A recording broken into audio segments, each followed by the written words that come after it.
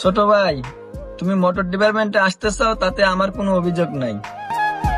কিন্তু যদি চোখে হাজার পরিমাণ ঘুম থাকা সত্ত্বেও সারা রাত জেগে ওই বাম সাইডে বসে থাকতে পারো, যদি বাবা মা প্রিয় স্ত্রীকে রেখে বাড়িঘর ছেড়ে এই গাড়িতে থাকতে পারো, যদি হাজার পরিমাণ ভালো থাকা সত্ত্বেও সাধারণ মানুষের কাছে নিশাখোর ডাক শুনতে পারো, তাহলে বলবো গোছাও ব্যাগ, সারো বাড়ি, চলে আসো এই গাড়িতে। আর এই গাড়িতে আসার পরেই বুঝতে পারবে কত শান্তি এই গাড়িতে।